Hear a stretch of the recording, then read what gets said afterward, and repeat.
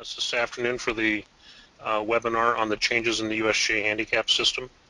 In addition to that, we're going to cover some housekeeping matters at the end of the presentation, so we will cover more than just the changes in the system.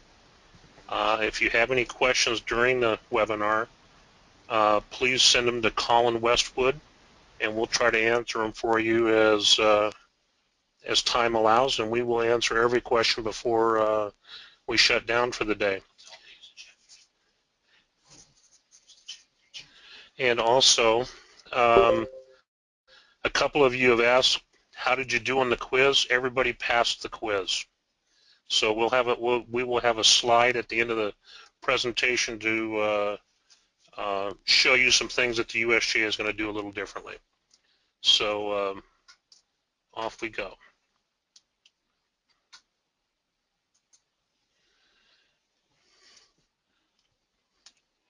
And there are two basic premises in the USGA Handicap System. One, that players will always try their best at every hole and every round, and also that you're going to post every acceptable round for peer review. And peer review is the pillar of the handicap system.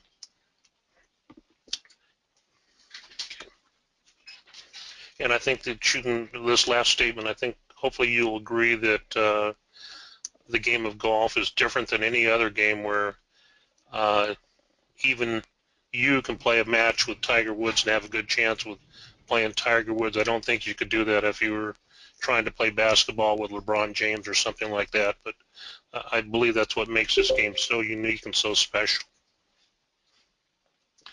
As in the rules of golf, the easiest way to understand things happening in the USGA handicap system is to understand some of the definitions. A tournament score, and I think most of you probably have a pretty good idea of what it is, but it's made in a competition and it must identify winners. But we're going to have the next slide is going to show you a little bit different take on tournament scores, and it's going to show you the T-score designation. This is a new chart showing you what scores should be and should not be tournament scores. I think what you're going to find here is you're going to find a lot of the scores that you may have been posting as tournament scores in the past are no longer tournament scores. A question that we had this morning in the morning webinar, they asked us about the Seattle Women's Golf Association has monthly events, and should those be posted as tournament scores? And our answer to them was yes, and we got a clarification after we had the webinar this morning, and no, events like that should not be posted as tournament scores because they are a league competition. The idea behind what you see on the screen right now is to not overload the number of tournament scores at your club. Ideally, a tournament score should be something that is significant in the traditions of the club. And you can see on the right-hand side there, it would be a club championship, member guest, President's Cup, spring field day, fall field day, something significant that you play every year. And that pretty much describes what it should be. Ideally, you should have between 5 to 9 tournament scores per year per club.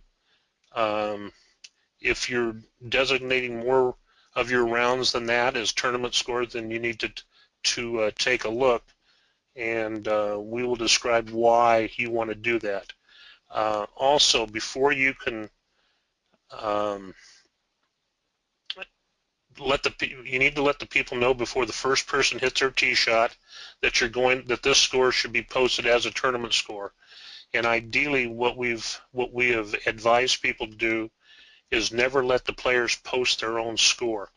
That should be hopefully done by the committee in charge of the competition, but we believe it should be the committee that does the posting.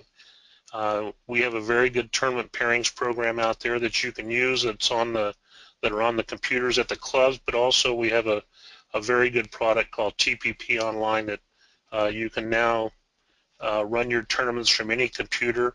You can run them from a cell phone. It's just a great product.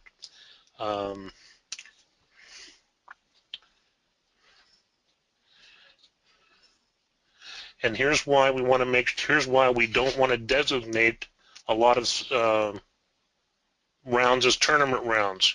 And it tells you what happens here. Too many of them dilute the handicap reduction table under section 10-3. Okay, the committee should scrutinize each competition in advance to determine whether it should be designated as a tournament score.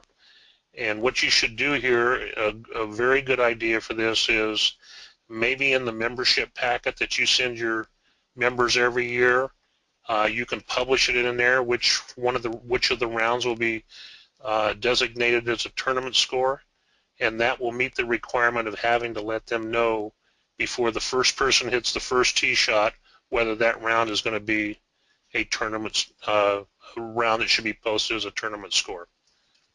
Also, I would probably, along with that, I would probably have it on my local rules sheet, possibly on the scorecard or whoever's doing your starting, to always have a backup to make sure you let them know. Section 4 in the handicap manual, we're going to talk about adjusting hole scores. Taking a look at this, they have made a change in the handicap manual.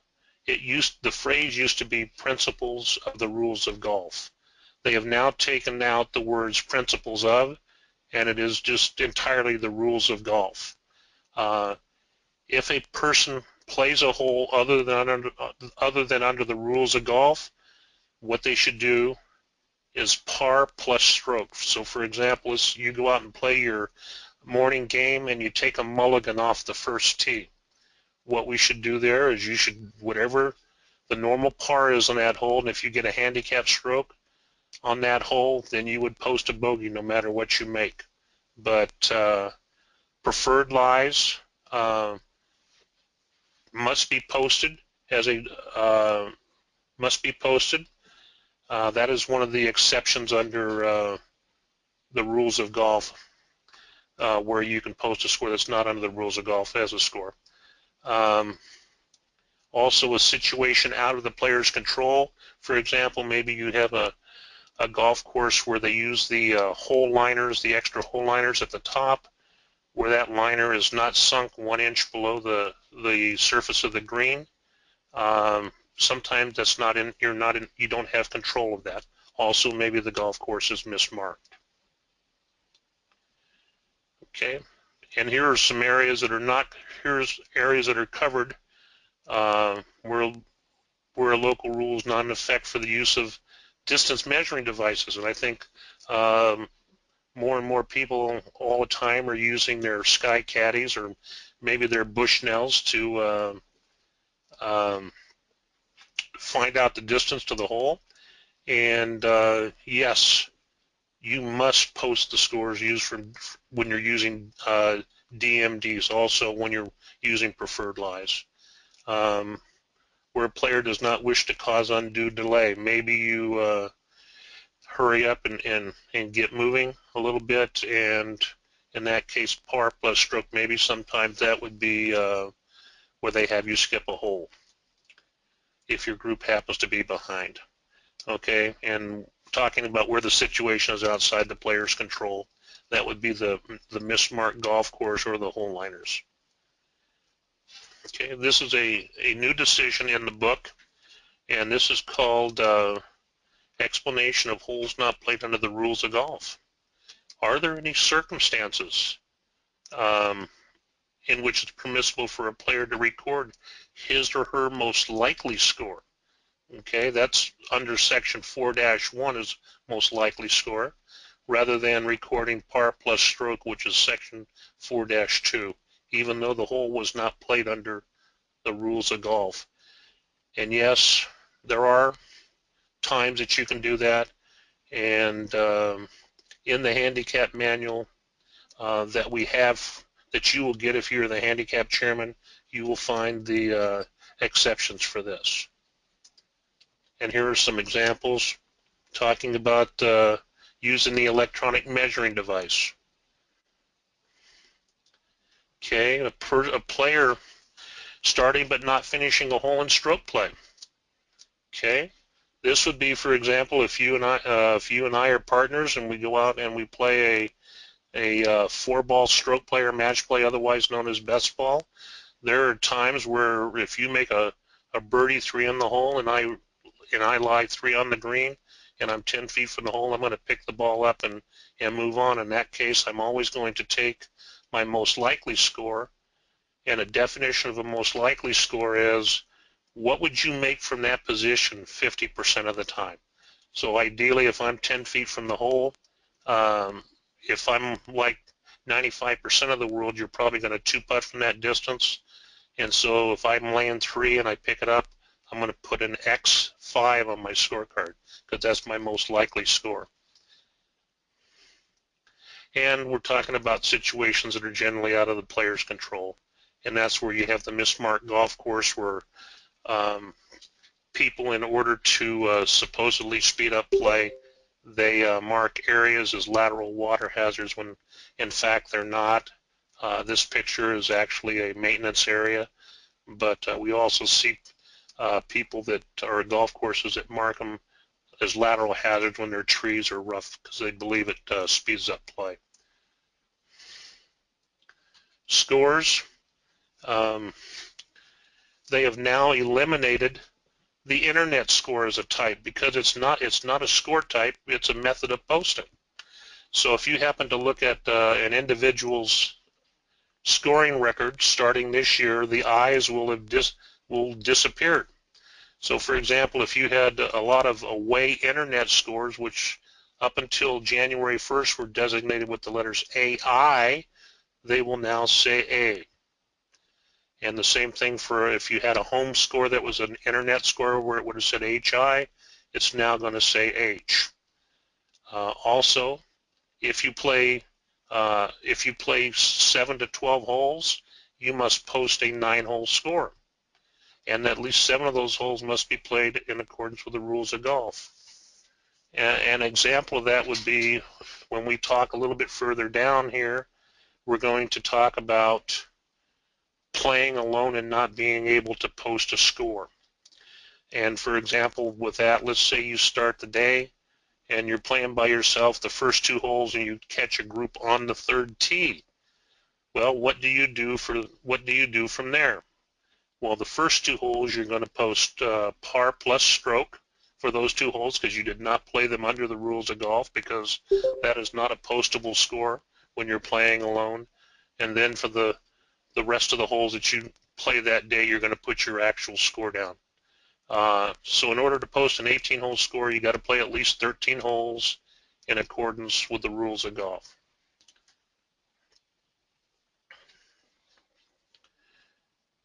Now, why is playing alone now an unacceptable score? And I think this is the question that we're getting the most, and you may have seen on the internet or on TV.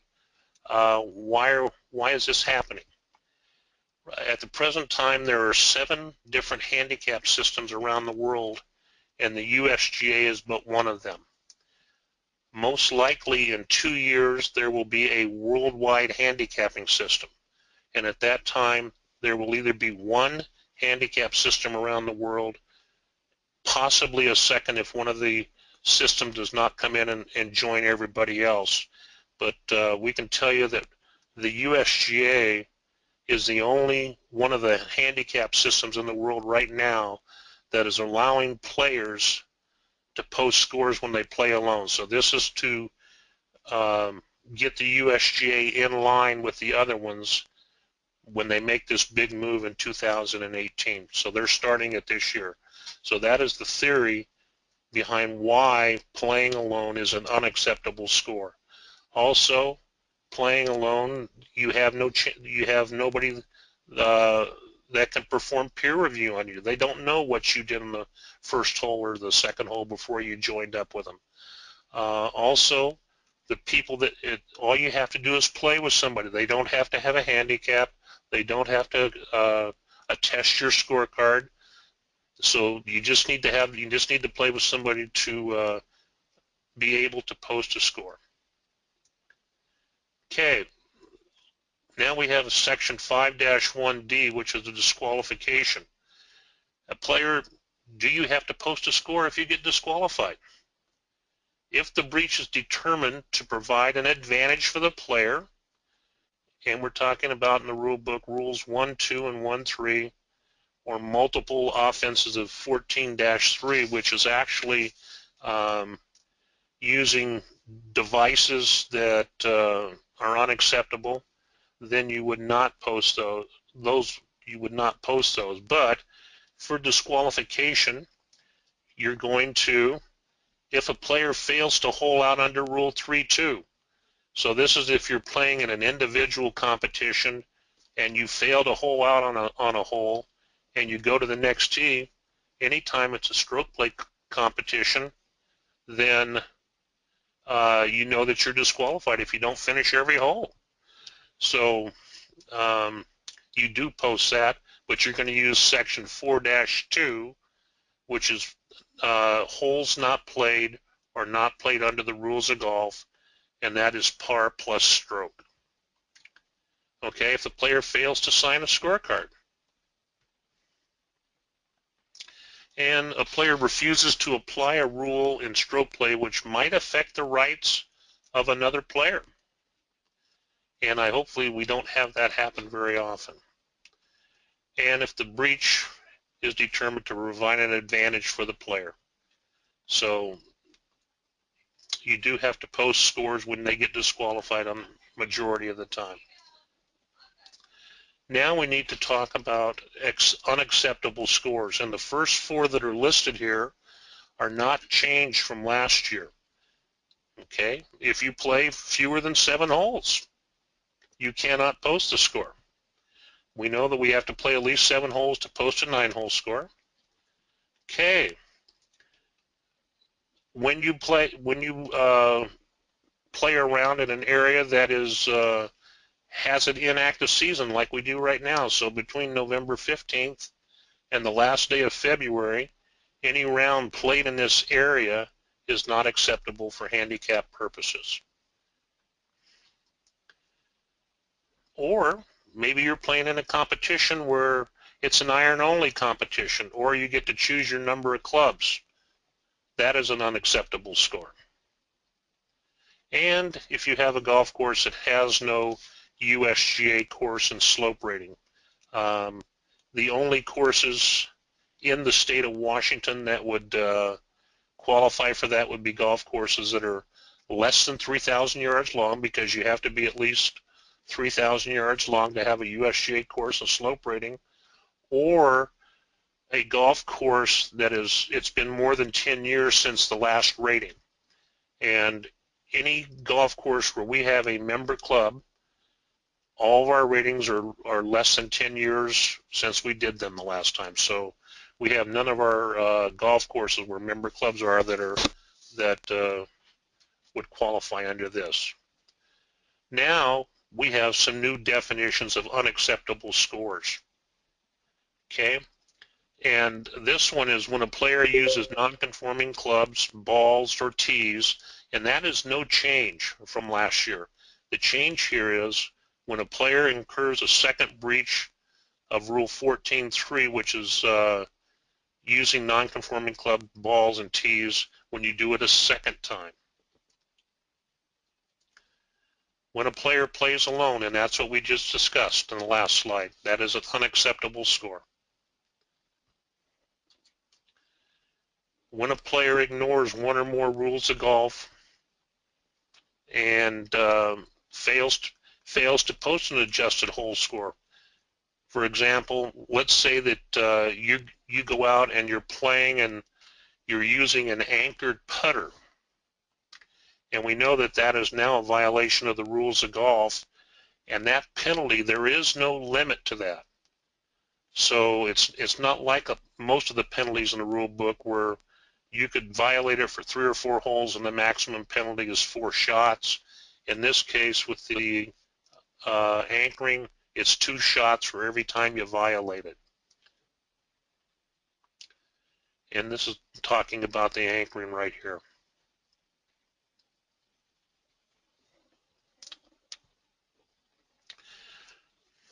This is a question regarding, are scores made using information from distance measuring devices or multifunctional devices acceptable? Yes, they are in most instances. Okay. And if it's if it uses distance measuring device only, and that's the only thing that's done, the score is always acceptable for handicap purposes, whether the local rule is in effect or not. Now you can go out and use a multifunctional device to access weather reports. Okay, and that is acceptable as long as you're not using it to affect your the way that you're going to play the hole. That would be an acceptable score. However, there are devices out there that you cannot post scores from, distance measuring devices, because they use some other things. They have a gradient, which is it tells you whether you're going uphill, downhill, and how much you are going uphill or downhill. Or it does a wind speed for you. That is a score that would be unacceptable. But I know that there is a Bushnell device out there that actually, and I think it's called the Tour X, that actually has 2 faceplates on it. And one of them, you can only use it to measure distance only, and so that score would be postable. But if you put the other plate on it, it does actually more than just measuring distance. So using it with that second plate would make it an unacceptable score.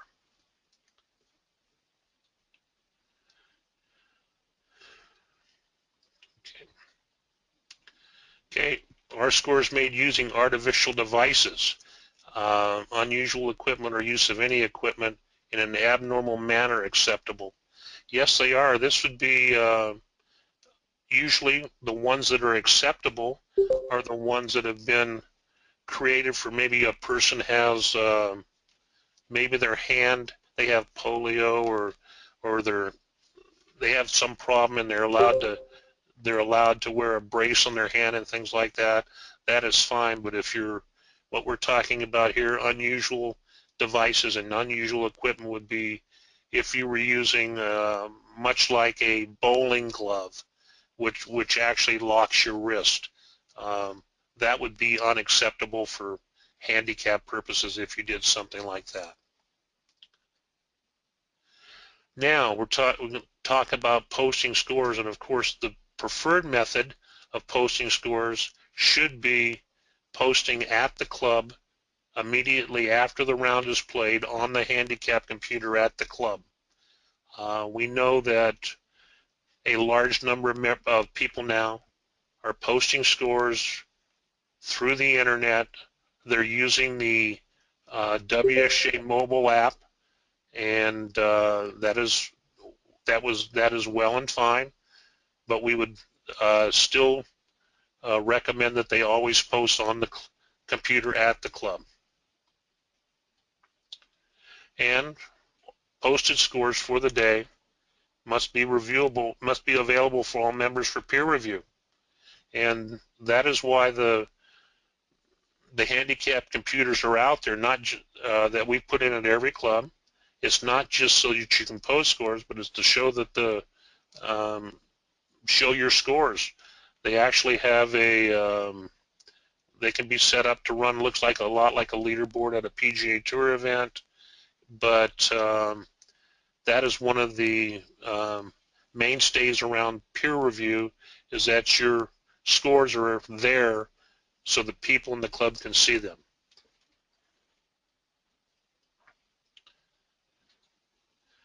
Okay, when posting a score, of course, we've got to have the player's name or your GIN number, the date played, the course name, and you'll notice that there's an asterisk here.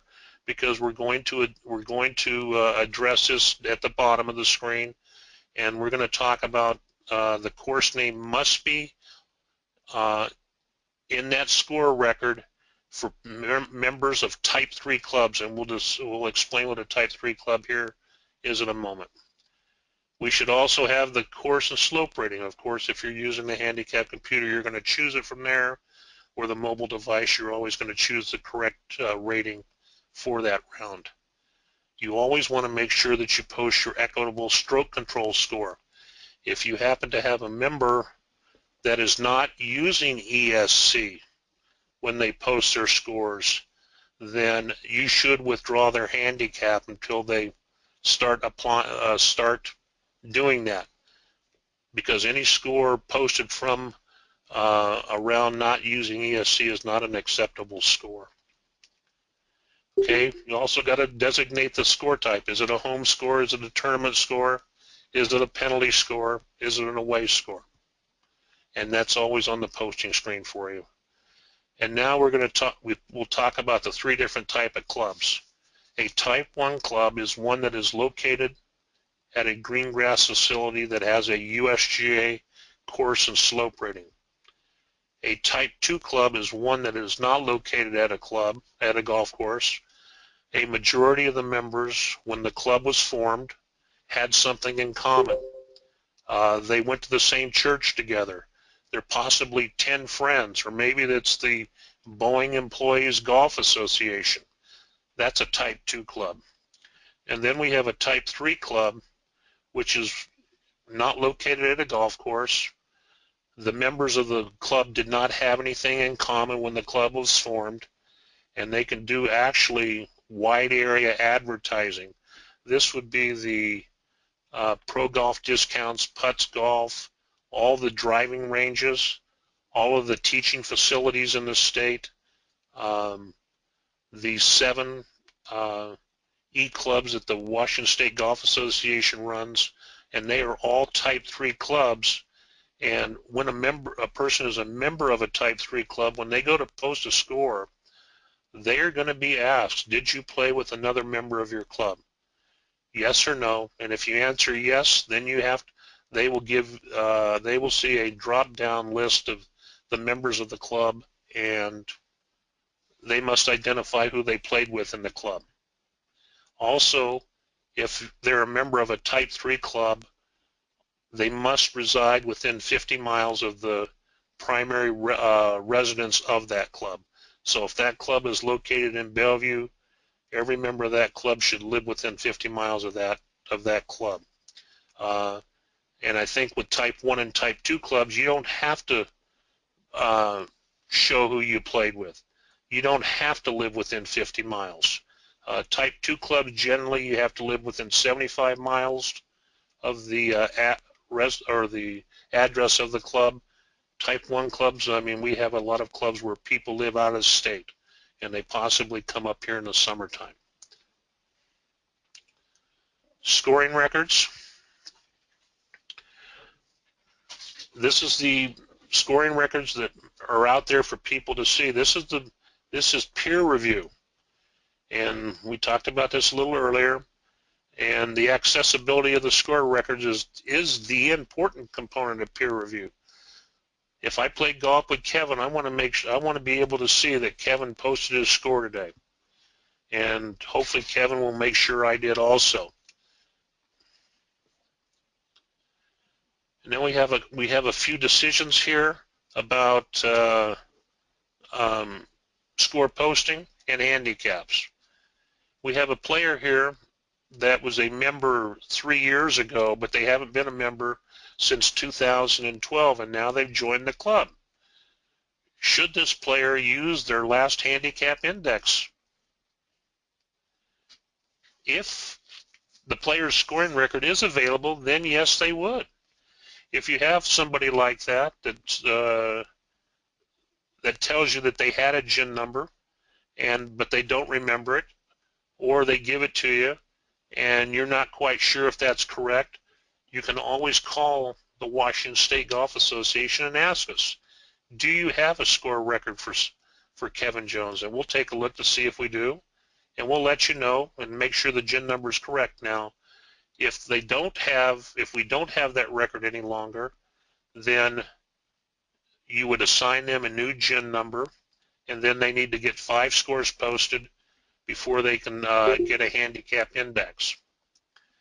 Also, if you have a new member to your club and you've given them a new GIN number, they can actually, for example, if you added them to your club today, they can actually go back and take scores from last summer that they may have shot when they weren't a member of a club. They can post them now, and they would have a handicap on the next handicap revision. Now, if they needed it faster than that, and that happens quite often, where somebody will get activated at a club and they're going to play in a tournament the following Saturday, and if you have something like that, give us a call, because we can always do a special update for that individual, and they won't have to wait until the 1st or 15th to get a handicap index. The handicap committee. Now, we believe the handicap committee is the most important committee at the golf course. That is the committee that's going to tell everybody at the club that every golfer at that club that has a USGA handicap index, that USGA handicap index is a accurate reflection of their scoring potential. And your handicap index is always based on the potential. It's your 10 best scores out of your last, it's your 10 best differentials out of your last 20 scores. It's not an average like bowling, but it's your 10 best differentials out of your last 20. Okay, now you have a person that has a temporary disability. In the past, anytime you had this, this was designated with the letter L for local use only. They have discontinued that. Anytime a handicap is modified for anything, it is now going to be designated with the letter M.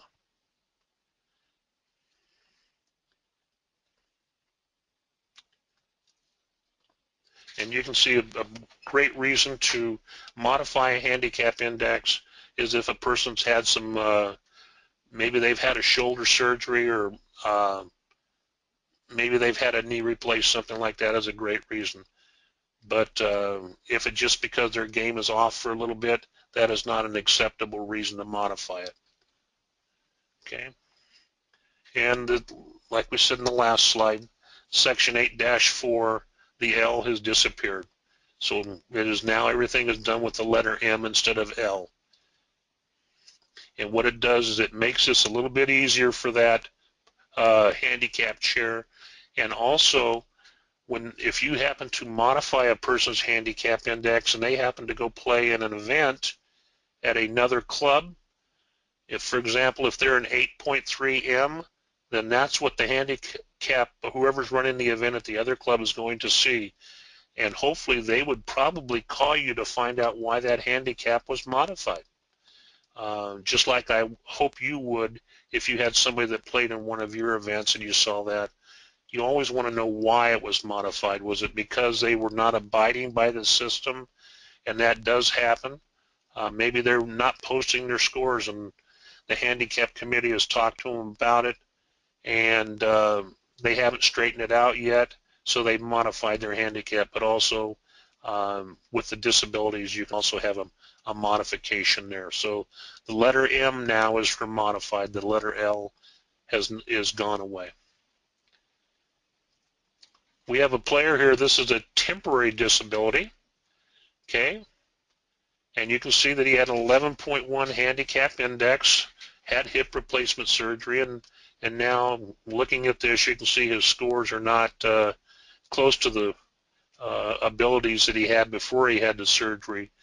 Can you do a modification for them while they're recovering? Most definitely in this case. This is a great reason. Disabilities are great reasons to do modifications. Make sure you take a look at it, though, at every handicap update. Also, when you do the modification in the handicapping software that we have. You also have to set an expiration date. Our advice to you is, if you're going to do that, is set it for December 31st of the year that you're modifying the handicap, and you can always remove it later. If you want to do it for only a month, you can withdraw the modification and take them back to where they normally should be, but you also have to set up an expiration date for that. Now let's talk about a permanent disability. You have two individuals that they've had extreme physical disabilities. This picture, you can see that this individual's leg is really in bad shape. We know that they'll never be able to play to the ability of that handicap that they had before the problem. Would they be entitled to a special adjustment? Most definitely. And what we would do here, probably, you should discard their previous scoring records. And in this case, you should not delete the scores. What you should do in this case is give them a new GIN number, and then they can start posting scores to that new GIN number. And once they get 5 scores, then they'll have a handicap index. One thing that we'd like to talk to you about is keeping the golf course difficulty constant. When we rated your golf course, we did so determining how that golf course played during our peak playing season. And our definition of that is 12 o'clock noon on the 4th of July. If we were posting scores right now, if we were not in an inactive season, I think that you would hopefully admit that right now the golf ball is not rolling very far because of the soft conditions. And this is what we're talking about here under section 15.1. And if the golf course is getting no roll at all, our advice to you is move the tees up 20 yards on par 4s and 40 yards on par 5s. And the reasoning behind that is, in the course rating system, we are rating for 2 different golfers, both a scratch golfer and a bogey golfer. And what we're doing is we're assuming, for example, our scratch male hits at 250 yards. He flies at 230, and it rolls 20 yards. The bogey male flies at 180, and it rolls 20 yards. The same with the women. The scratch woman hits at 190 on the fly. It rolls 20 yards for 210. And the bogey woman, she hits at 130, and it rolls 20 yards for a total of 150. If the golf ball is not rolling that far, then the rating is inaccurate. For example, if it's not rolling anywhere at all, 20 yards a hole is 360 yards at the end of the day. And if you go back and take a look at it, that means that the course rating for men is 1.6 shots too low, and for women it's 2.0 strokes too low. So what we need to do is we need to get the tees moved up if the golf course is really soft. Now, once it starts to dry out a little bit, instead of moving it up 20 yards, then maybe we only move it up 10 yards. If you cannot move them up enough to make up for that, then you should suspend score posting. And we've had probably close to 10 clubs in the last 3 years that when we hit the first day of score posting on March 1st, they did not post for at least 2 weeks. And that's because they couldn't get the mowers on the golf course, the grass was long, the golf course was soft, and it just was not playing anything close to the way it was rated by the Washington State Golf Association. So please use your best judgment, and if you have any questions on it, give us a call and we'll hopefully help you with it. But please make sure that you keep the difficulty constant. When we rated the golf course, if the greens were rolling at 10.5 feet, if for some reason they're not rolling 10.5 feet, maybe they're slower or maybe they're quicker, adjustments have to be made because the handicaps could be inaccurate. Okay. Now we're going to adjust or address player posting options during the inactive season, and this is even during the active season. If a person is an active member of the association, which means they have not been inactivated by their club, and they happen to be down south, if they're playing in California or Arizona or Hawaii, they must post all their acceptable scores down there. Their handicap index will be revised on the 1st and 15th of every month, because handicap indexes are revised 1st and 15th of every month throughout the entire year. Also, if they're an active member, they can post via the internet while they're down there. They can use the WSGA Gen app to post. Now, if they're inactive, they can still post their scores, but the only way they can post down there is they have to post on the computer at the club where they're playing. If they happen to be playing in Arizona, Arizona doesn't know that that person is inactive in Washington, but if you post the score on the computer there in Arizona, it will get transmitted back to your record at Gen, and then when you become an active member again, it will be used to calculate your next USGA handicap index. Also, we have an off-season score posting program at some of our clubs, mainly in Western Washington right now, and they're actually posting scores during the winter, and the only scores they can post during the winter are scores that are made at their home golf course and only through the handicap computer there. Those scores will never be transmitted to Gen, and once the 1st of March hits, they will be deleted from the computer. If you have somebody, for example, that maybe they played golf today up here and they go home and post a score as an away score, that score will not be deleted on March 1st.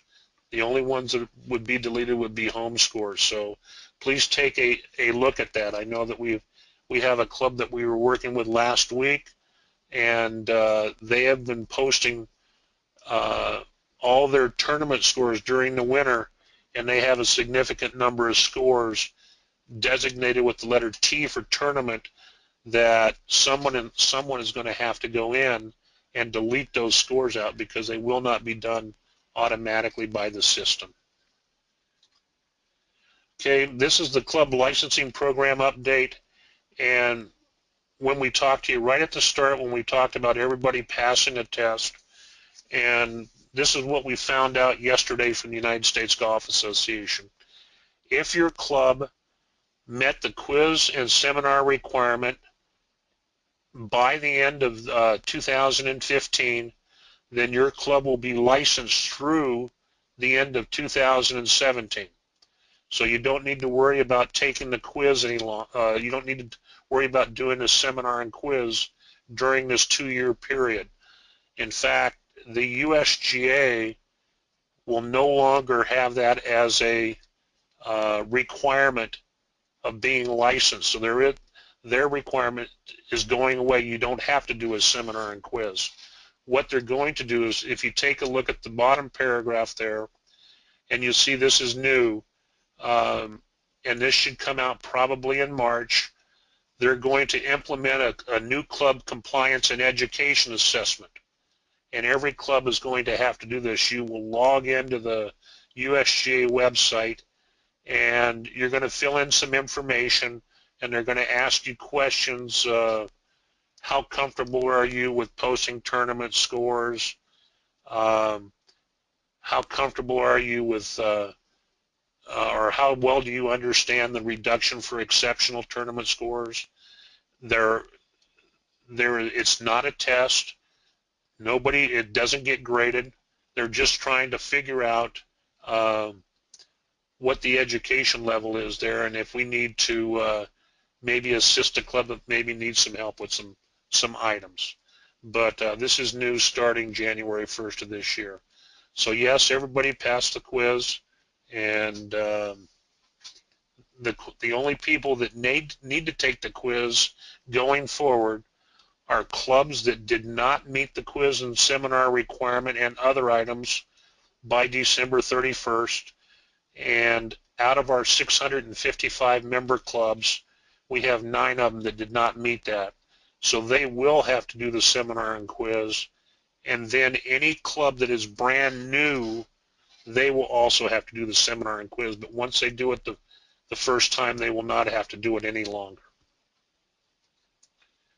Okay, we'll talk about a little bit about inactivation deadlines. The hard deadline is March 31st. That means you need to have everybody inactivated or deleted or inactivated from your club if they have not paid you dues by that date, because on the morning of April 1st, we will run a roster of your club and you will get billed for that. We do ask, though, that pay particular attention here to what we're calling the soft deadline, February 29th. And the reason behind that is our contract with GIN, we start paying them for every member that's active when we start our posting season. So on March 1st, for anybody that's active, we're going to be paying GIN for them. And I can tell you that last year, between March 1st and March 31st, we had close to 9,000 people that were inactivated by their clubs during that period that we paid GIN for them, yet they never rejoined the clubs. So we're asking you to help us out a little bit there, because I like to say it is not our money that we're talking about, it is your money. And if you can help us control our costs there, hopefully we can not have to raise dues or do anything like that. So if you can help us a little bit, we would certainly appreciate it.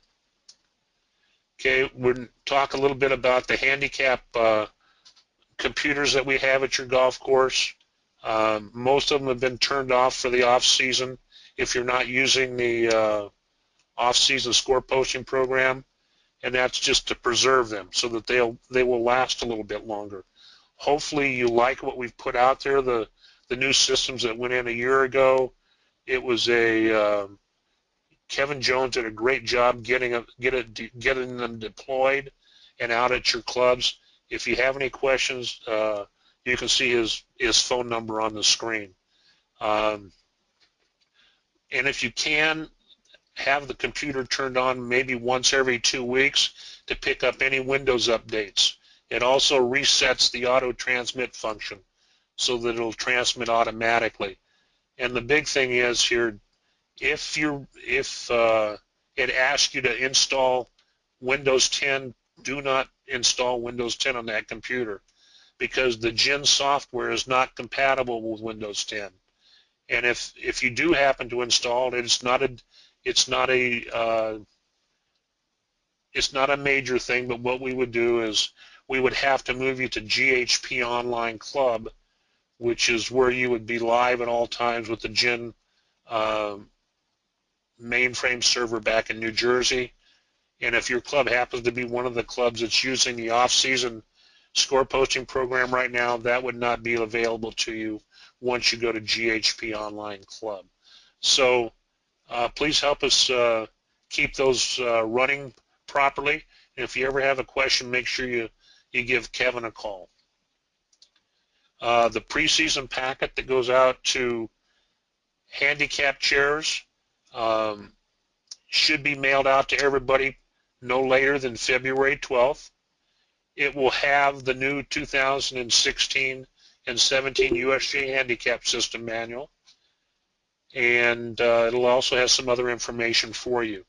And we're proud to tell you that the membership dues for 2016 have not changed. It's $31 for regular members and $5 for juniors. And for all the golf associations on the West Coast, I can tell you that that is the lowest membership fee of any golf association on the West Coast. Okay, and we talked a little bit before about some of our clubs that are posting scores in the off season. We are now doing a scoring study for those courses, and we're going to be analyzing that data to see how much these scores affect the person's handicap index. What we're going to do is, after we do that, if the data supports it, there is a chance that we may make a recommendation to our Handicap Procedures Committee to study posting year-round. So we're trying to get some data. I can tell you that the decision to go seasonal like we are now, that was made well over 25 years ago before I started, and maybe that decision at that time is not appropriate at this time. So trust me, we are looking at it, and there will be more info to come on that. Okay, that's going to cover the handicap or the housekeeping matters for the association. This is the contact information for the three of us in the handicapping and course rating and gym department, and you can see the contact information there.